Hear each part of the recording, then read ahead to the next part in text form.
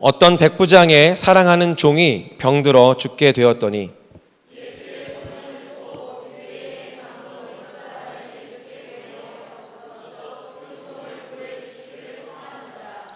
이에 그들이 예수께 나와 간절히 구하여 이르되 이 일을 하시는 것이 이 사람에게는 합당하니이다.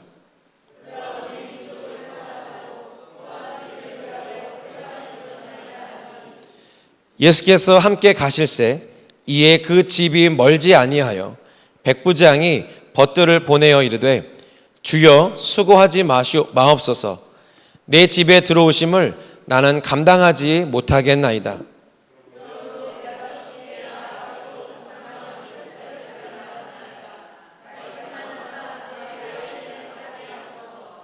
나도 남의 수하에 든 사람이요 내 아래에도 병사가 있으니 이더러 가라 하면 가고 저더러 오라 하면 오고 내 종더러 이것을 하라 하면 하나이다.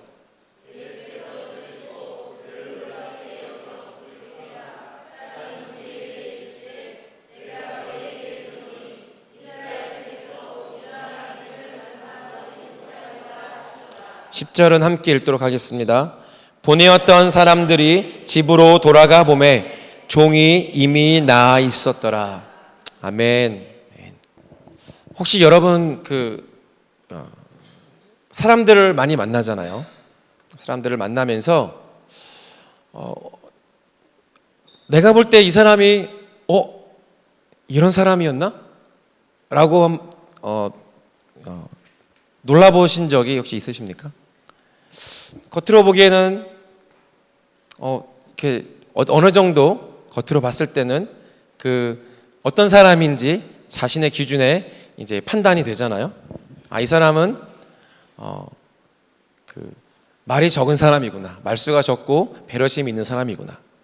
혹은 어떤 사람을 봤을 때 굉장히 활발하고 관계가 좋은 사람이구나. 또는 간단하게 우리가 사람과 대하고 또 만나면서 그 사람이 어떤 사람인지 파악하게 됩니다. 그런데 때로는 이 사람을 만나고 이렇게 지내봤는데 이런 면이 있었네? 내가 생각했던 것과는 다르게 이 사람은 이런 사람이었구나 라고 깜짝 놀랄 때가 종종 있죠. 그런 적 있으십니까? 아주 옛날 얘기인데 초창기 때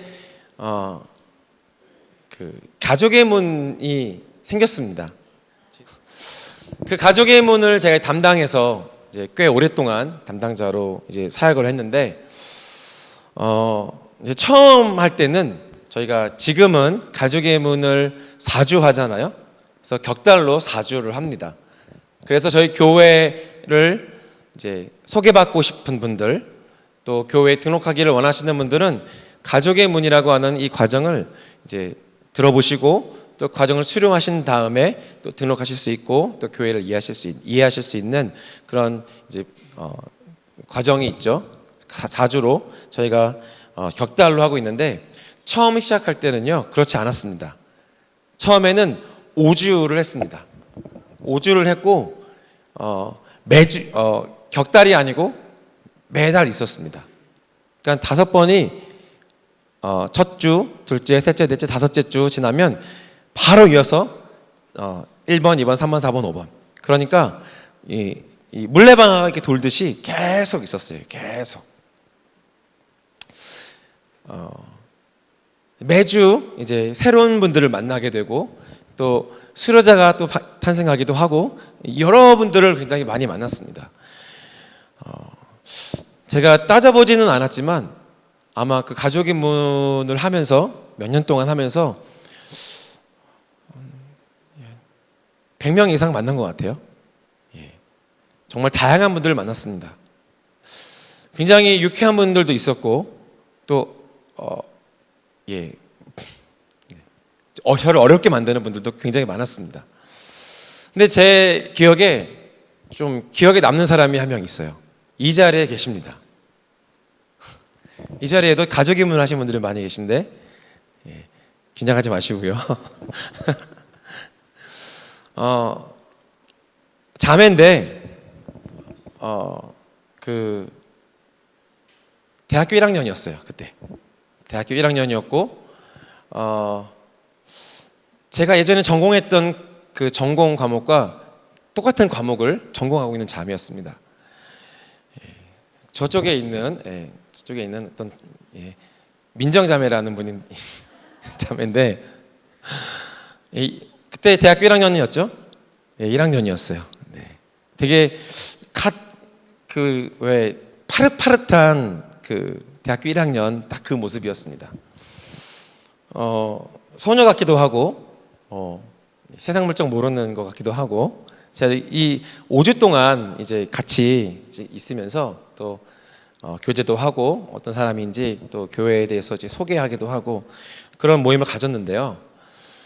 마지막 날에 이제 수료식을 하고 수료 소감을 딱 발표합니다. 근데 이 민정자매가 수료 소감을 발표하는데 우는 거예요. 제가 깜짝 놀랐습니다. 왜 울었냐면 이렇게 저희 그때 교회 처음 방문하고 이제 가족의 문 하면서 이 교회가 어떤 교회인지 알아가는 과정 속에서 그리고 그 교회 좋은 모습들을 많이 이제 잘 보고 했는데 안타까운 게 하나 있었던 거예요. 이 자매 안에 교회랑 상관이 없었고요. 이 자매가 이제 이제 여대에 다녔는데 그 여대가 이제 기독교 학교였는데 학교 내에서 동성애에 대한 여러 가지 모습들을 보면서 굉장히 그 신앙인으로서 마음을 굉장히 아파하는 거예요. 그래서 막 울면서 수료 소감을 얘기해야 되는데 자신의 어떤 그런 학교에서 연하는 어떤 자신의 어떤 그 동료들 또 그 기독교 학교 내에서 일어나고 있는 그 동성애 관련된 여러 가지 불의한 일들을 보면서 굉장히 마음을 아파하면서 그 굳이 수료 소감을 얘기하지 않고 그걸 얘기하면서 막 울면서 막 얘기했어요. 근데 제가 보면서 참 감동이 있었습니다. 되게 제가 처음 봤던 인상과 다르네. 그냥 소녀하고 그냥 세상 물정 모르는 것 같은 그냥 공부 좀 하는 그런 공부만 했던 그런 학생인 줄 알았는데 그 신앙인으로서 그 불의함에 대한 안타까운 마음들을 막 얘기하면서 저 자매가 생각보다 그 믿음이 좋구나. 그걸 제가 알게 됐습니다. 맞나요? 되게 부끄럽죠? 사람을 이렇게 우리가 대하면서 그 첫 인상과는 좀 다르게 깜짝 놀라는 그런 경우들이 종종 있습니다. 오늘 저희가 누가복음 7장 1절로 10절까지 읽었는데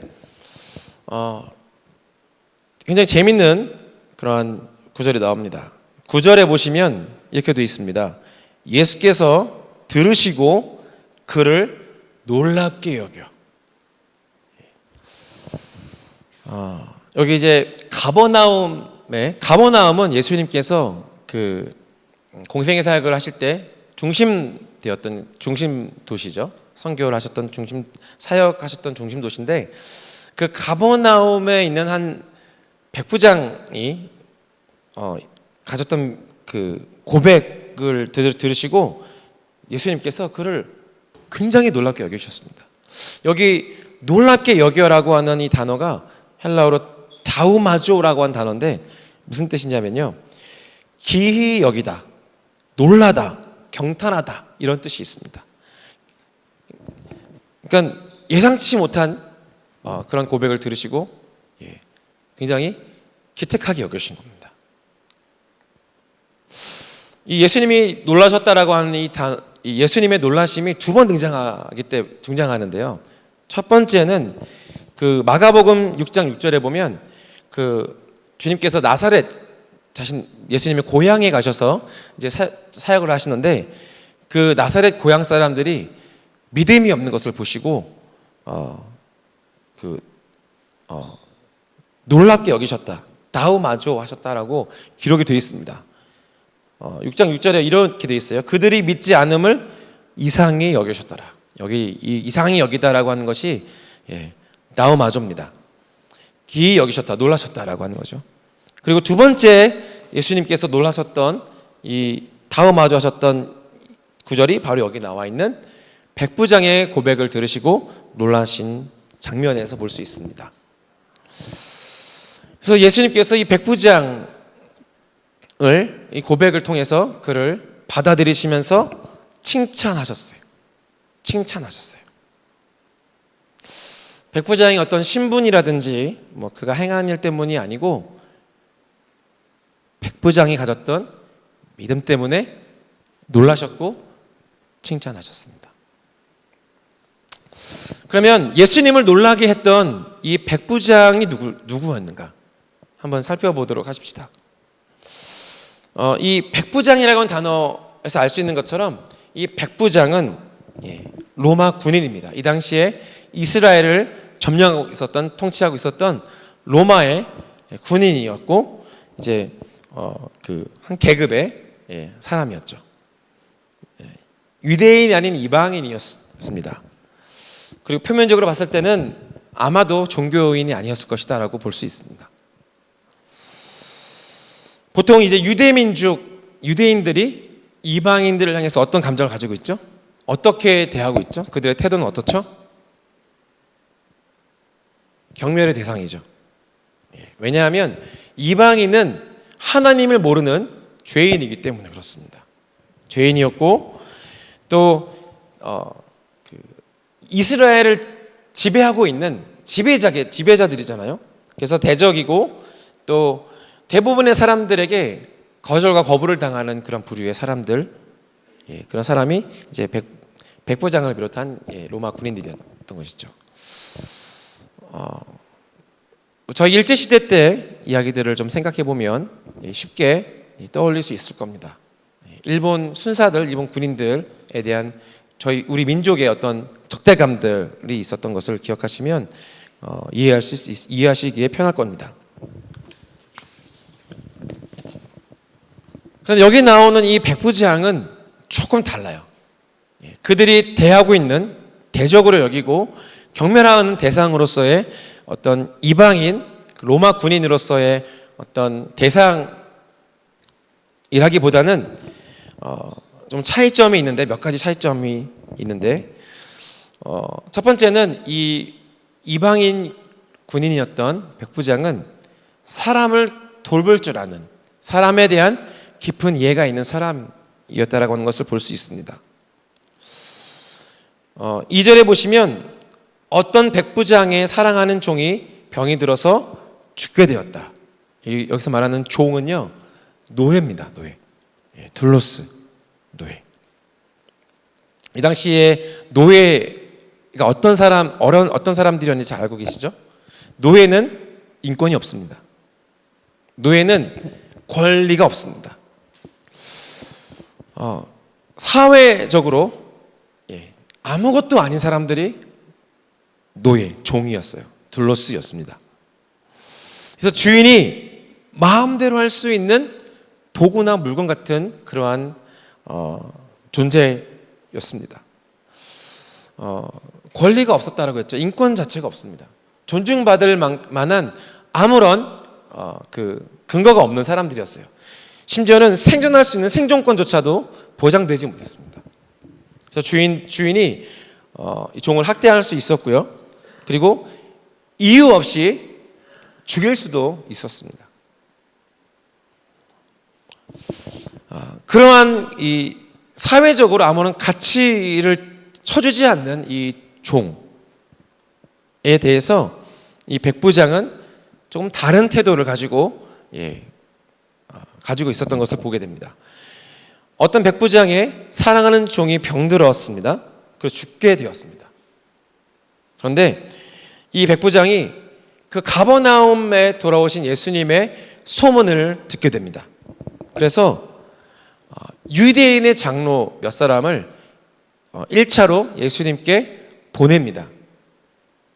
그리고 자신의 종, 자신의 둘로스, 아무런 권리가 없는 그 종을 고쳐주시기를 요구하면서 유대인의 유력한 자들을 1차적으로 보냅니다. 이 종을 위해서요.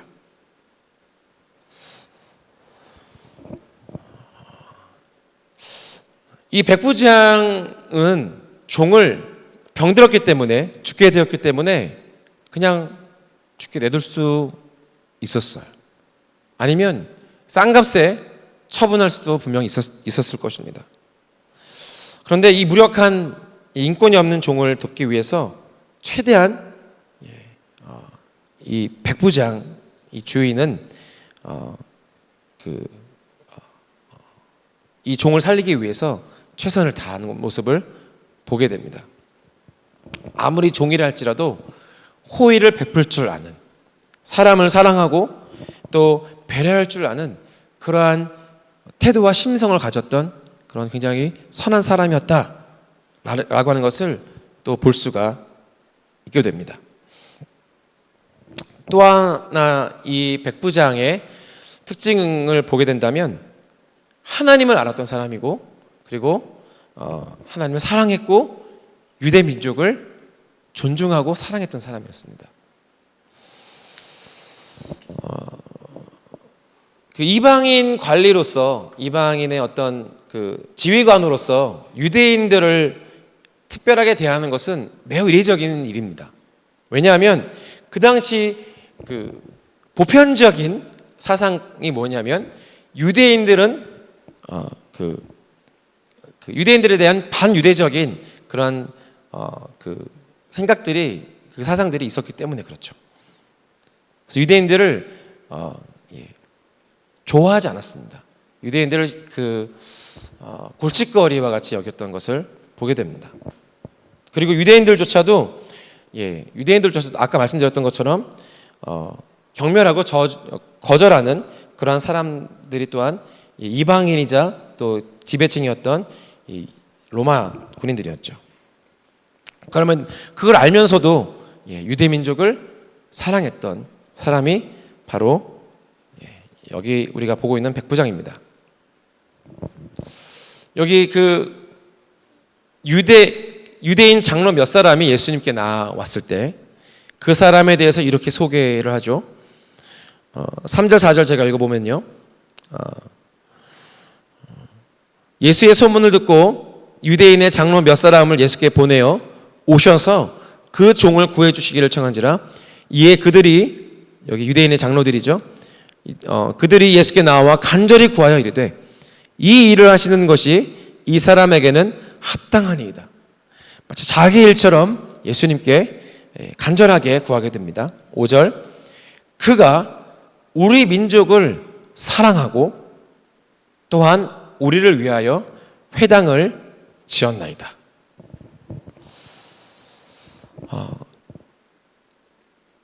유대 민족을 사랑하는 마음을 충분히 표시했고, 그리고 심지어는 유대 사람들, 유대 민족의 그 굉장히 중요한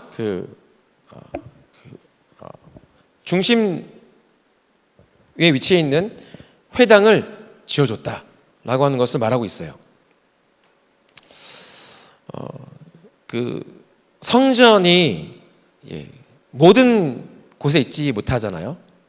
예루살렘에 있었기 때문에 각 지방에서는 반드시 회당이 있었습니다. 이 회당이라고 하는 것은 유대 사회 가운데 굉장히 중요한 중심지였는데, 예배하는 곳이었고 또 교육하는 곳이었고 사회적인 관계망을 형성하는 굉장히 중요한 유대인 사회의 중심지였습니다.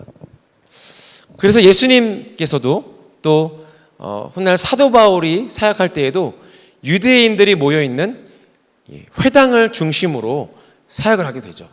그만큼 회당은 중요한 곳이었습니다. 이 백부장이 유대인들을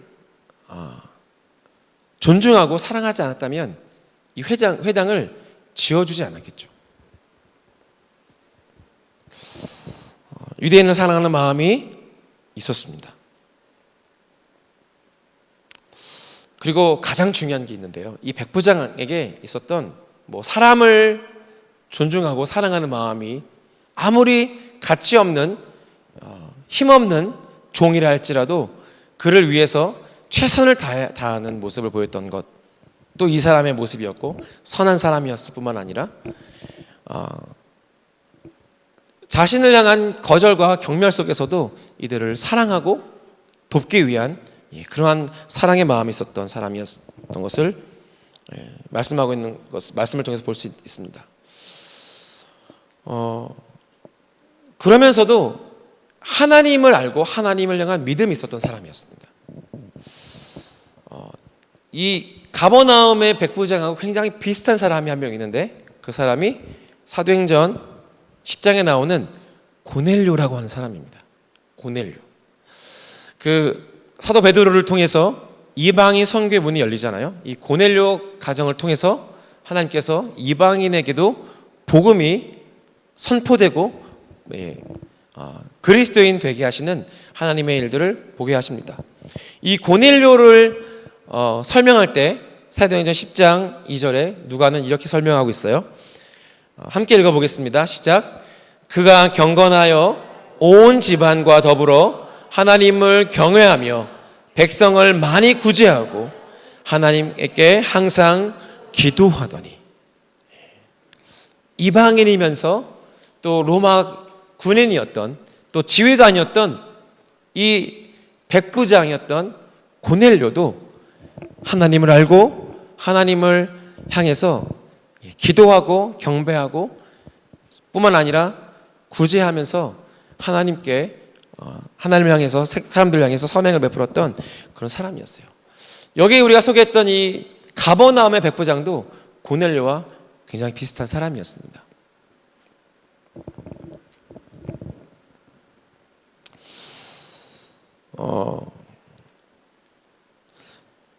첫 번째로 사람을 보냈는데, 첫 번째는 유대인의 장로 몇 사람을 예수님께 보내서 자신의 종을 고쳐달라고 구원해달라는 청을 드립니다. 근데 두 번째, 첫 번째 사람들을 보내고 두 번째 사람을 보냈는데 백부장의 친구들, 백부장의 동료들을 보내서 메시지를 한 번 더 예수님께 보냅니다. 6절에 보시면 그 내용이 나오는데, 예수께서 함께 가실새 이에 그 집이 멀지 아니하여 백부장이 벗들을 보내어 이르되 주여 수고하지 마옵소서. 내 집에 들어오심을 나는 감당하지 못하겠나이다. 대리인을 보내서 백부장이 예수님께 메시지를 전하는데, 이방인의 집에 유대인들이 방문했을 때 이 유대인들의 그 전통, 그 정결 규례를 범하는 것이 있었습니다. 그 전통을 존중하는 마음이 있었고 그것에 대한 처신하는 태도를 이제 보여준 것이죠.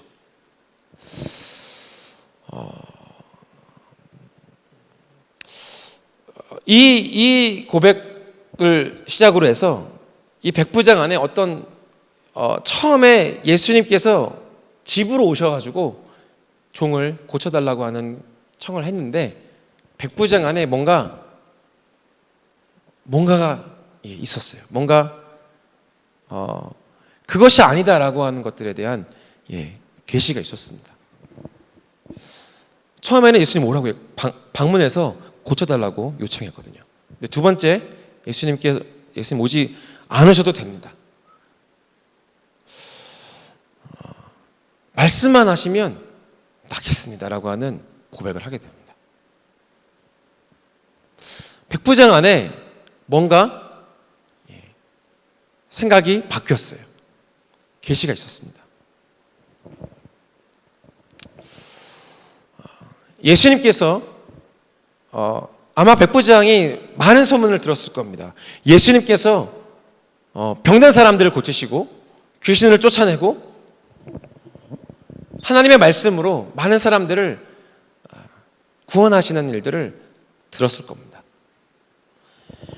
그래서 그분 앞을 가로막는 어떤 장애물이 있을지라도 그분은 옮기실 수 있는 능력이 있는 예수님 안에 생명의 역사가 있다라고 하는 것을 백부장이 들었을 겁니다. 그리고 자신의 처지와 필요들을 채워줄 수 있는 하나님으로서 그가 이해를 했죠. 그래서 예수님을 찾은 거잖아요. 그런데 백부장 안에 믿음이 들어왔습니다. 보통 저희들도 그렇잖아요. 어떤 기도에 열매들이 있는 사람들을 찾아갑니다. 그래서 그를 만나고 또 직접 안수 받기를 원하기도 하고 또 직접 기도를 통해서 자신의 문제, 자신의 어려움, 돌파되어야 할 어떤 자신의 처지들을 이제 요청하고 기도를 통해서 그것들이 돌파될 수 있도록 하나님 그분의 그 사람의 기도를 통해서 하나님의 어떤 일들이 자신에게 일어나기를 기대하는 마음을 가지고 찾아가기도 합니다. 특별히 우리 안에 안수받고자 하는 그런 열망이 많습니다. 그렇죠? 어떤 목사님이나 어떤 영적인 능력 있는 분들이 이제 안수를 통해서 기도해 준다라고 할 때 받지 않으실 분 계신가요? 예. 다 우리가 거기에 대한 사모함들이 특별히 우리나라 저희들에게 있죠. 왜 없었겠습니까? 백부장에게도 직접 오셔서 예수님께서 행하셨던 그 기적들을 이곳에서 내가 있는 그곳에서도 해주기를 원하는 마음이 왜 없었겠습니까? 그런데 문득 깨달은 거예요. 이 백부장이 직업이 뭐죠? 군인이지 않습니까? 자신의 직업적인 배경을 통해서 믿음이란 게 어떤 거구나라는 것을 깨닫게 됩니다. 그리고 사람을 보내서 들어오지 않으셔도 들어오는 것을 내가 감당하지 못하겠습니다. 내가 주님께로 가는 것도 내가 감당할 수 없습니다. 그저 예수님께서 말씀만 하시면 내 종이 나을 것입니다. 7절과 8절 이렇게 고백합니다. 그러므로 내가 주께 나아가기도 감당하지 못할 줄을 알았나이다. 말씀만 하사 내 하인을 낫게 하소서.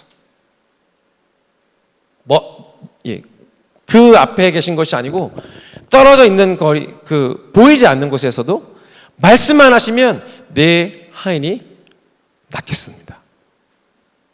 그가 깨달은 게 무엇이죠? 8절 나도 남의 수하에 든 사람이요 내 아래에도 병사가 있으니 이더러 가라 하면 가고 저더러 오라 하면 오고 내 종도로 이것을 하라 하면 하나이다. 이 원리를 깨달은 겁니다.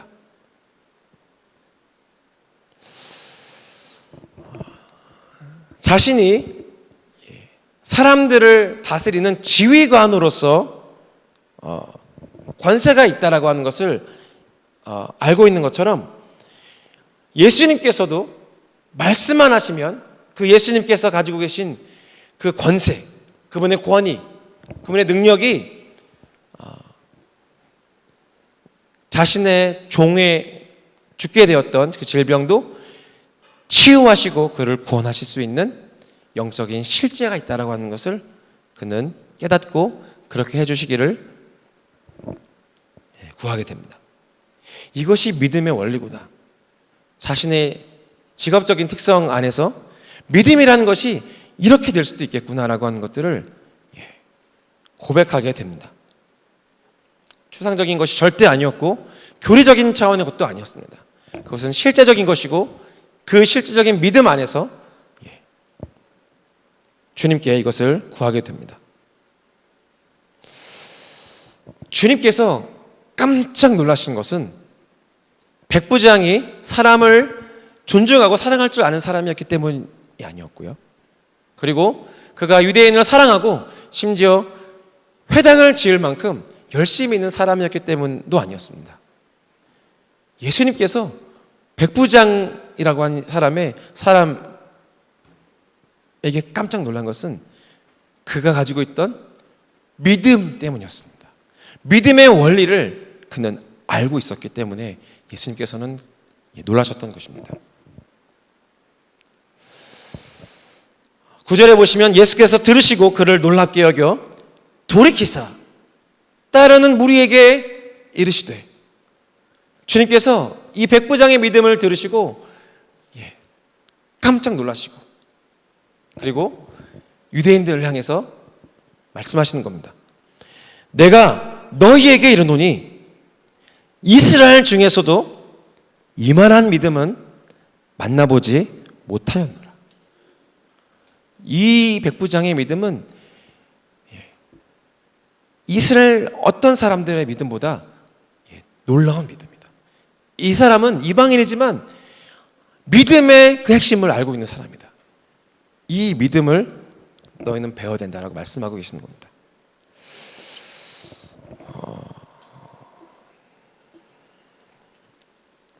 예배팀 먼저 미리 나와 주시기 바랍니다. 이방인이었지만 믿음이 무엇인지를 깨달았습니다. 도중에 알게 됐어요. 모든 만물을 다스리고 계시는 하나님, 내가 사람들을 지휘하고 명령하면 그 명령대로 그대로 되어지는 그 통치의 원리를 그가 알고 있는데, 만물을 지으시고 만물을 다스리시는 만왕의 왕이 되시는 하나님께서도 그분의 말씀, 그분의 명령만 있어도 그 일이 이루어지겠구나. 그렇다면 주님께서 내게 오지 않으셔도 괜찮구나. 주님 말씀만 하시옵소서. 그러면 내 종이 나을 것입니다. 나는 그것을 이제 믿습니다. 이 고백에 주님은 놀라셨던 겁니다.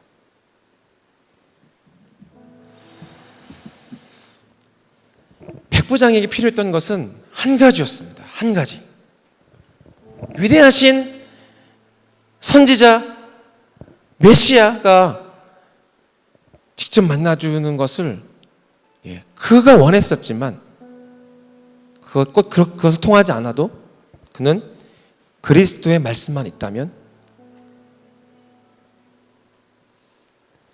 모든 만물을 다스리시는 권세자로부터 나오는 그 실제적인 명령, 실제적인 말씀만 있다면 성취되겠구나, 이루어지겠구나. 보이진 않지만 보이지 않는 것을 다스리시는 하나님의 능력이 이 일들을 행하시겠구나라고 하는 것을 그는 믿게 되었습니다. 확실히 믿음은요, 계시적인 것 같습니다. 믿음은 계시적인 차원의 것입니다. 아무리 이해하려고 해도 하나님께서 그를 깨닫게 하지 않으시면 그 믿음을 알 수 없습니다. 우리가 믿음이 뭔지는 알고 있어요. 믿음이 어떤 것인지는 많이 들어서 알고 있습니다. 우리 설명도 할 수 있죠. 그런데 믿음은 계시적인 차원의 것입니다. 백부장을 깨닫게 하신 것은 하나님께서 그에게 믿음의 계시를 열어주셨기 때문입니다. 보이지 않는 것을 향한 실제를 보는 것, 이것이 믿음이지 않습니까? 마태복음 28장 18절, 먼저 우리가 이것을 알아야 합니다. 함께 읽어보십시다. 시작. 예수께서 나와 말씀하여 이르시되 하늘과 땅의 모든 권세를 내게 주셨으니. 모든 하늘과 모든 땅의 권세가 우리 주 예수 그리스도께 있음을 우리는 믿어야 할 것입니다. 그래서 예수 그리스도의 이름으로 기도하고 선포하는 것마다 그것이 이루어진다라고 하는 것을 믿는 믿음, 그것이 우리에게 가장 먼저 중요한 믿음인 줄로 압니다. 주님께서 말씀하시면 그것은 이루어집니다. 주님께서 뜻하신 바가 맞다면 그것은 이루어지게 되는 것입니다.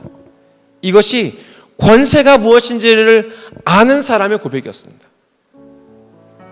우리 가운데도 이 하나님의 권세, 믿음이 우리 가운데 열리고 풀어지기를 예수 그리스도의 이름으로 선포하고 축복합니다.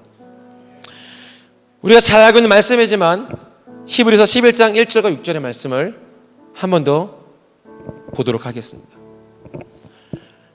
믿음의 성질, 믿음의 실제가 무엇인지를 설명하고 있습니다. 히브리서 11장 1절 함께 선포하십시다. 믿음은 바라는 것들의 실상이요 보이지 않는 것들의 증거니. 할렐루야.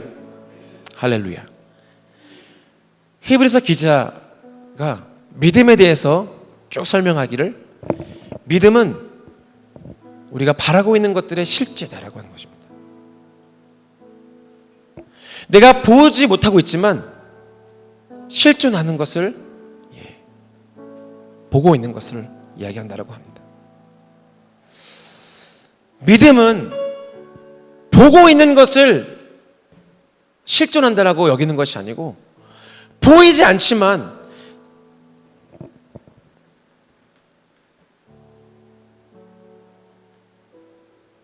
아무도 그것이 존재하고 있지 않다라고 여기지만 그것이 주님 안에서 있다라고 의심하지 않고 그것을 믿는 것입니다.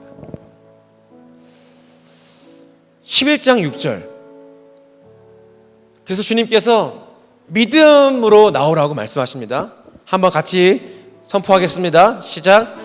믿음이 없이는 하나님을 기쁘시게 하지 못하나니 하나님께 나아가는 자는 반드시 그가 계신 것과 또한 그가 자기를 찾는 자들에게 상 주시는 이심을 믿어야 할지니라. 하나님께 나아가는 자들, 하나님께 나오는 자들, 하나님을 구하는 자들, 우리들, 나, 하나님께 나아가는 나, 하나님 앞에 구하는 나, 하나님 앞에 기도하는 나, 하나님 앞에 예배하는 나에게 하시는 말씀입니다. 내가 주님 앞에 나아갈 때 믿음이 없으면 하나님은 기뻐하지 않으신다라고 말씀하시는 겁니다. 내가 주님 앞에 나아갈 때 하나님, 주님은 계십니다. 주님은 살아계신 분이십니다. 내가 하나님 앞에 나가는 것은 하나님께서 살아계신 분이시기 때문입니다. 내가 주님 앞에 나가는 것은 하나님을 찾는 나에게 상을 주시는 분이시라는 것을 오 주님 내가 믿기 때문입니다 라고 하는 믿음이 있어야 한다라고 하는 말씀입니다. 다른 사람에게 하는 말씀이 아니에요. 나입니다. 나. 하나님께 나아가는 자, 나. 때로는 우리가 믿음 없이 하나님께 나아가기도 합니다. 예배에 나오고 기도할 때에도 뭔가 내 삶 가운데 태산과 같은 문제가 있음에도 불구하고 하나님 앞에 나아간다라고 하면서도 내 안에 믿음이 없음을 때로는 발견하게 됩니다. 히브리서 기자는 믿음이 없으면 하나님께 나아가는 자들에게 믿음이 없으면 그것을 하나님께서 기뻐하지 않으신다라고 말씀하고 있습니다. 보이지 않는 것을 향해서 실제하지 않는 것처럼 보이는 바로 그것을 향해서 믿음으로 나아가는 그 믿음의 태도가 그 믿음이 우리 가운데 필요함을 말씀하고 있어요. 그래서 그 믿음을 가지고 주님께서 요구하시는 것이 있습니다. 마가복음 11장의 말씀을 함께 보십시다. 11장 22절 24절.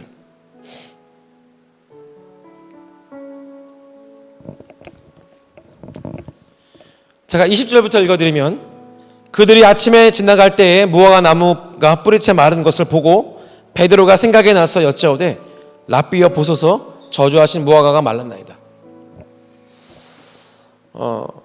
이 베다니에서 있었던 일입니다. 예수님께서 베다니에서 나오실 때 시장하셨습니다. 그래서 한 무화과 나무를 보시고 그 나무에 열매가 있는가를 보셨는데 잎사귀 외에는 열매가 없었습니다.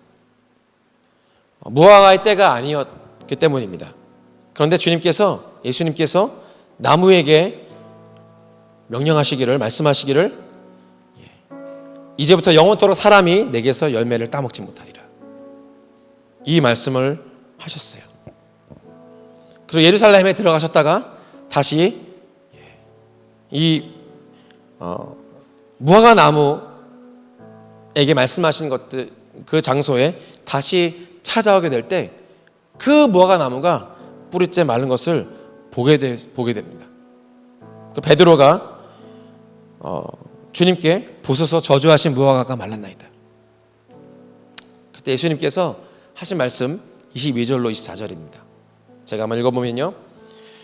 예수께서 그들에게 대답하여 이르시되 하나님을 믿으라. 내가 진실로 너희에게 이르노니 누구든지 이 산더러 들리어 바다에 던져지라 하며 그 말하는 것이 이루어질 줄 믿고 마음에 의심하지 아니하면 그대로 되리라. 그러므로 내가 너희에게 말하노니 무엇이든지 기도하고 구하는 것은 받은 줄로 믿으라. 그리하면 너희에게 그대로 되리라. 우리 앞서 믿음에 대해서 계속 이야기하고 있었는데 주님께서 믿음으로 기도하는 것이 어떠해야 된다라고 하는 것을 아주 명확하게 우리에게 말씀하고 교훈해 주십니다. 첫 번째, 하나님을 믿으라. 하나님이 어떤 분이신지를 알고 깨닫고 있는 우리들에게 하나님을 믿으라 라고 말씀합니다. 여러분, 하나님 믿으십니까?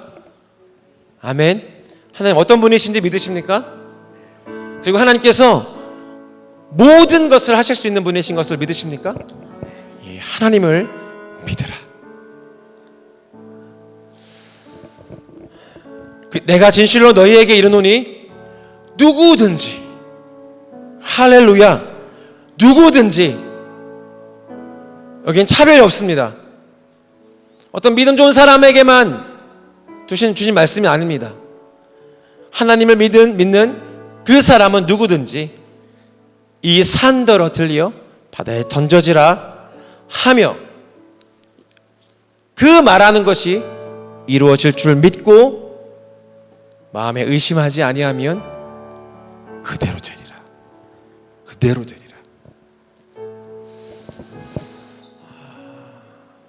무엇이든지 기도하고 구하는 것은 받은 줄로 믿으라. 그리하면 너희의 그대로 되리라.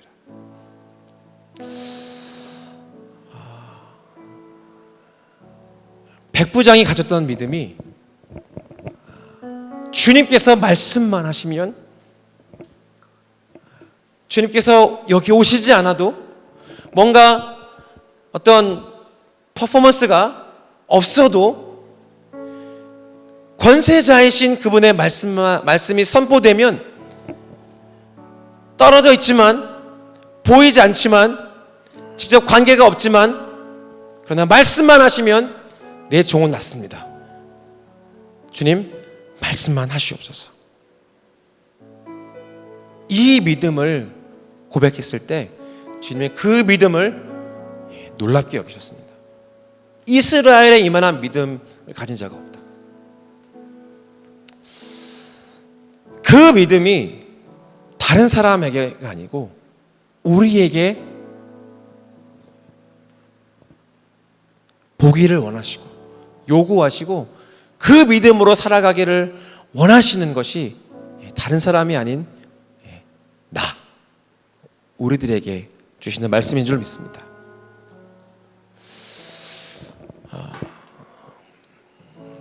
우리가 이 믿음의 원리를 배웠으면 좋겠습니다. 주님, 이 믿음의 원리를 내게 가르쳐 주십시오.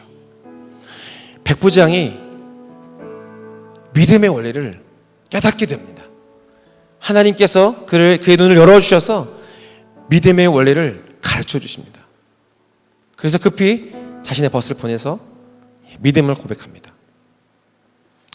사랑하는 여러분, 우리에게도 주님 믿음의 눈을 열어주십시오. 늘상 기도하는 것일지라도 여러분 새롭게 고백했으면 좋겠습니다. 주님, 오늘 나에게 믿음의 눈을 열어주십시오. 보이지 않지만, 실제하지 않지만 주님 믿음으로 역사하는 하나님의 믿음이 나의 삶 가운데 일어나는 것을 보게 해주십시오. 사랑하는 여러분, 우리가 지난 주일날 한 형제의 간증을 듣지 않았습니까? 그 형제는 절대로 교회에 올 만한 형제가 아닙니다. 그 부부가 이렇게 표현해야 될지 모르겠지만 골수 불교입니다. 골수 불교.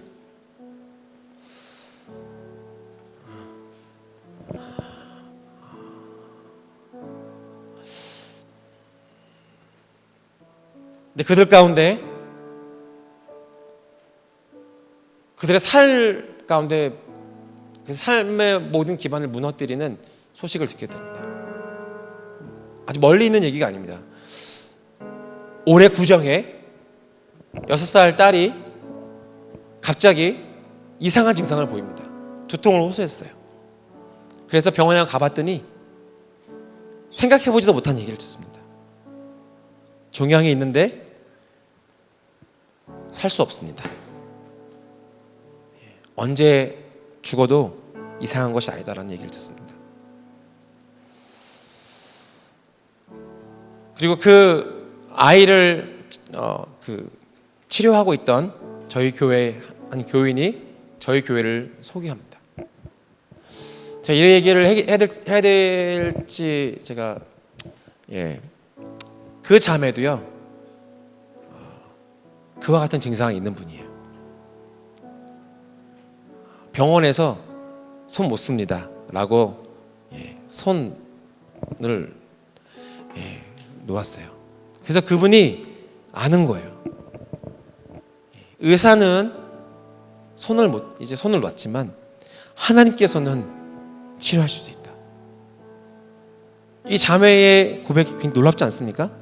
그 병원에 찾아갔을 때 이 아이는 기도하면 나을 것 같은데요 라고 말하는 겁니다. 그게 얼마나 심각한 건지, 때로는 어떻게 보면 상처가 될 수 있는 말이 될 수도 있잖아요. 근데 그것을 믿음으로 선포하고 하나님께로, 예수 그리스도께로 그들을 데리고 옵니다. 제가 이 아빠, 이 형제님의 고백을 참 귀하게 받았어요. 아무런 이제 곧 그 방사선 치료가 들어가는데 이 형제님이 믿는다는 거예요. 이분이 교회 온 지 얼마 되지 않은 분이었는데 본인이 믿는데요. 하나님이 치유하셨다는 걸 믿는데요. 제가 조금 그 말 듣고 제대로 믿고 있는 건가? 이렇게 뭐 교회 온 지 한두 주 만에 이런 믿음이 생기나? 제가 인간적인 마음을 좀 들었습니다. 그런데 계속 이분을 보다 보니까 믿음이 있는 거예요. 하나님께서 하신다는 거예요.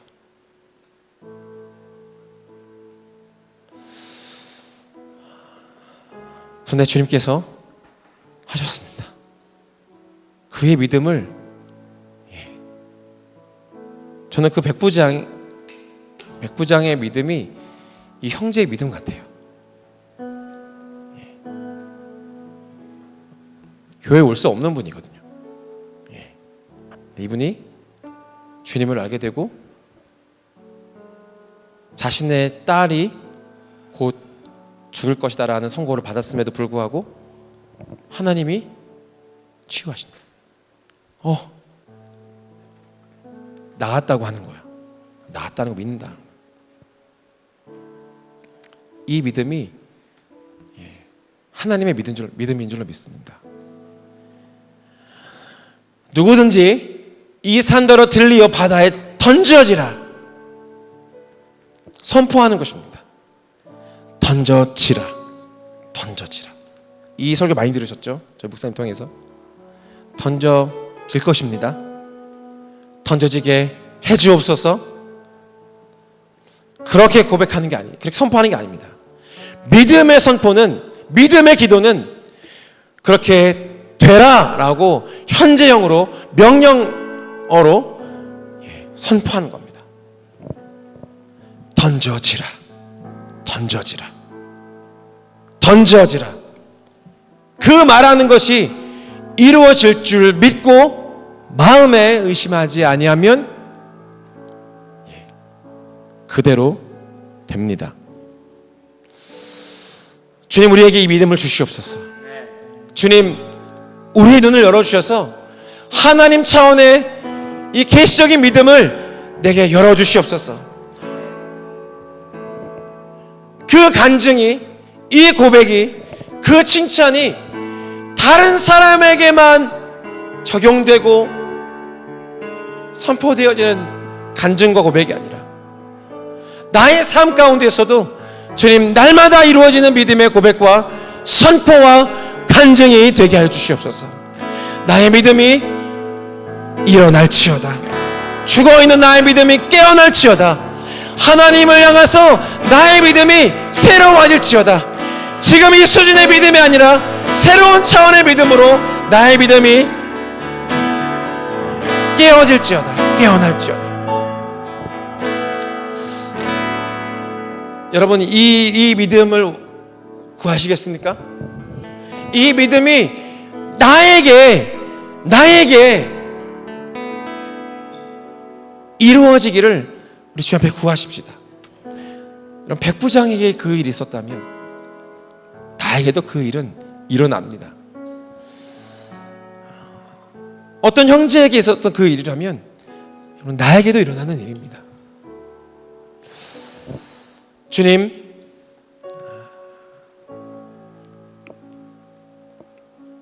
그 믿음, 하나님의 믿음, 우리에게 가르쳐 주시는 우리의 지식 가운데 있는 그것이 믿음의 실제가 되게 하시옵소서. 믿음은 바라는 것들의 실상이요 보이지 않는 것들의 증거임을 주님 선포하고 고백하는 우리의 믿음이 되게 하여 주시옵소서. 우리 그렇게 믿음을 가지고 또 간구와 선포를 가지고 우리 함께 기도하십시다.